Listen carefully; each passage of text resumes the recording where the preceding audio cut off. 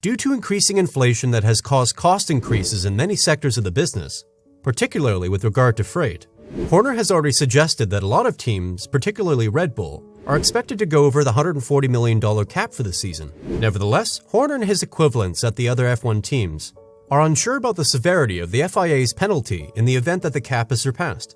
Well, why does Christian Horner fear Red Bull's potential disqualification? In this video, we'll uncover it in detail. Make sure to watch it until the end.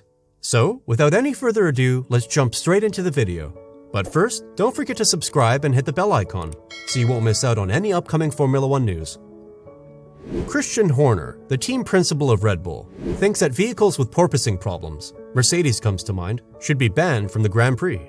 According to F1's Aero rules for 2022, the majority of drag force is produced by the wind under the car, which pulls it towards the ground. The car then may bounce or porpoise along the straightaways as a result of the car's resonant frequencies through the chassis. Horner is optimistic that the FIA will recognize the hard times experienced by all teams and take a reasonable stance. There are several things to consider, but the main issue here is that the punishment system, up to the first 5% breach, can result in everything from a warning to disqualification, according to Horner. I think the process is a thing to discuss as well, he said, because a technical directive shouldn't be regulatory changes. There's governance and a process for that. So I think we just need to talk through exactly why it's considered necessary. With all the contracts F1 is signing, we are also witnessing an income increase. Even the last place team in the tournament has more than half of their costs and sports income covered. There are numerous things to consider, but the main issue here is the punishment system, which spans from a warning to disqualification up to the first 5% infraction. The FIA said on Thursday afternoon that they had agreed to issue a technical guideline to reduce the end of porpoising for safety reasons. This entails developing a limit for the allowed level of vertical vibrations, using a yet-to-be-determined method.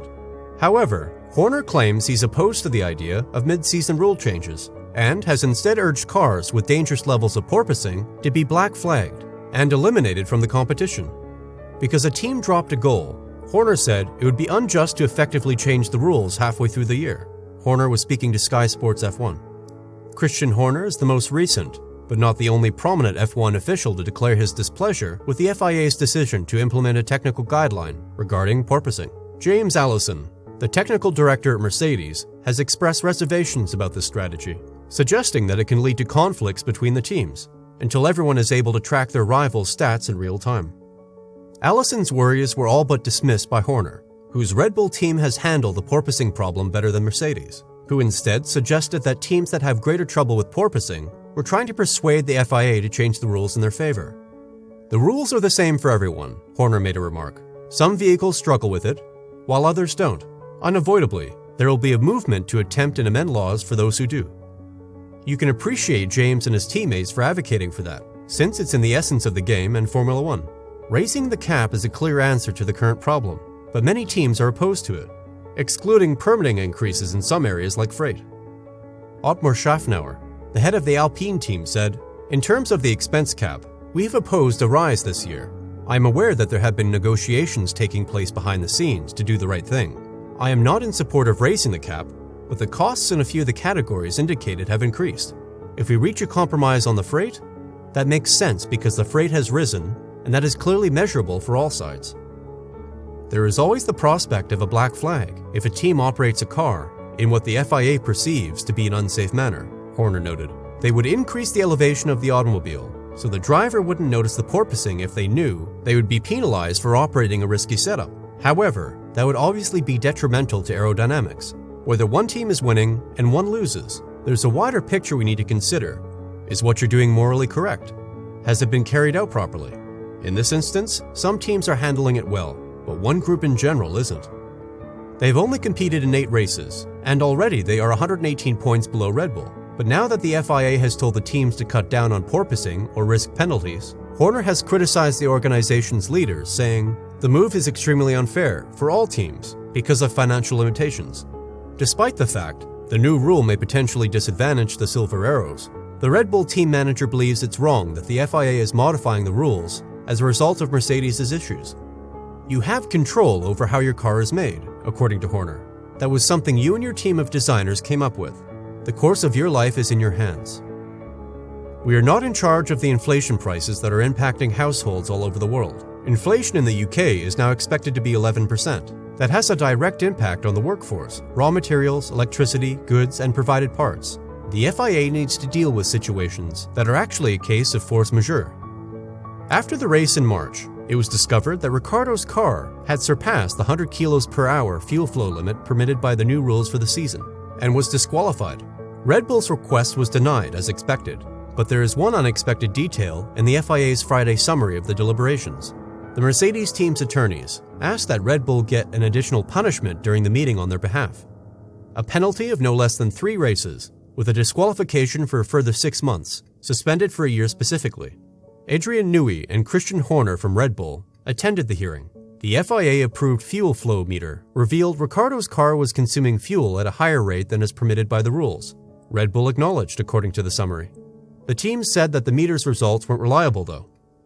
Then, Red Bull disregarded express FIA directions for the course of action to be taken in the event that the meter was not functioning.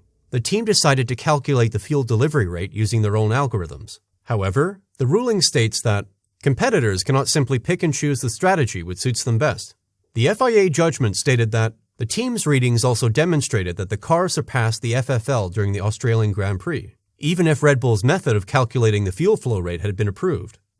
Mercedes stated that if Red Bull's appeal was granted, this would imply that every group could overlook the TD and the FIA measurement systems. For example, the metrics of a car's mass and many other metrics that are decided to make before, during, or after a race. Mercedes reiterated its worries about the team selecting which rules to abide by.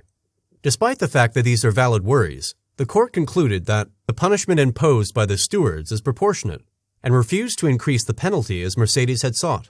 The court doesn't really find that the appellant's conduct in Australia was dishonest, the ruling stated. The original punishment is still significant.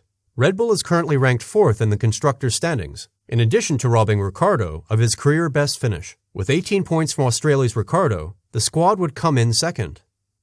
Future attempts by Mercedes to further punish Red Bull will not improve ties between the teams. This year, Red Bull and Ferrari have both complained frequently about the new regulations, which has given them a bit of a persecution complex. Of course, those criticisms would probably have been considerably lessened if Red Bull and Ferrari had grasped the regulations the way Mercedes has. As the court upheld the rules, the FIA can no longer be accused of preferring one group over the others, which wasn't always the case. So, what are your thoughts regarding this video? Drop your comments in the comment box below. If you're a Formula 1 fan, hit the like button. And most importantly, if you don't want to miss any of our new content, you should subscribe to the channel and press the bell icon, so you'll never miss a video. See you in the next one. Oh wait, before you go, who will be the new Formula 1 World Champion in 2023? Put your predictions in the comment box below.